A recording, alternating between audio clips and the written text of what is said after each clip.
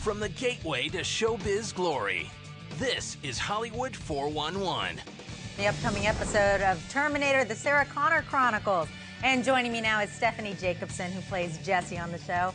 Welcome, it's great to have you here, Great Stephanie. to be here. Thank you. All right, well, that was a pretty intense clip there. Let's talk a little bit about your character, Jessie. I'm going to be honest here. I get a little confused with all the time travel on this show, but you're a resistance fighter that went back in time to go back to a time where you had a better life. Is that correct? What were your motives for going back in time? Okay, it was actually revealed a couple of episodes ago that her motives for going back in time were, in fact, motives, as opposed to just going AWOL. Okay. So, yeah, I mean, obviously, without telling too much, it could possibly be... If you want to tell too much, it's okay. We can have an exclusive here and here. Jessie has certain ideas about the way things should be done. Okay. And she's come back to try to implement those ideas. Ooh, that sounds very cryptic. So we don't know whether she's good or evil, a good guy or a bad guy. I don't know whether she's good or evil. They keep you in suspense too? Is that hard to play? play? No, it's actually great. It keeps it keeps it really fresh and really crisp. I love it. All right. Well, you're out there on screen with Brian Austin Green, a very good-looking guy there. I'm sure that fact is not lost on our female viewers. You guys have an interesting relationship. He plays Derek. That's right. And can you tell us a little bit about how you saved his life, again, with the time travel, in the future? Sure. Basically, she prevents him from committing suicide in the future. Okay. How does she do that?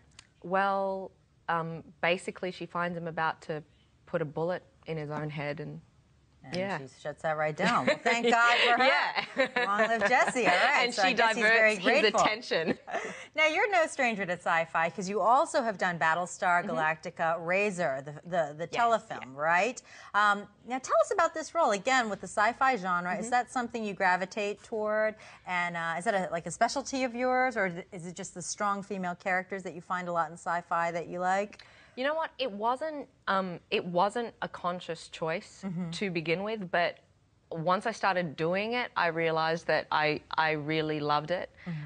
Partly because there are a lot of strong female characters in sci-fi, and I think that's just because it is within the essence of the genre to stretch the contemporary conventions. So you can play a female character in a sci-fi and people will call you sir.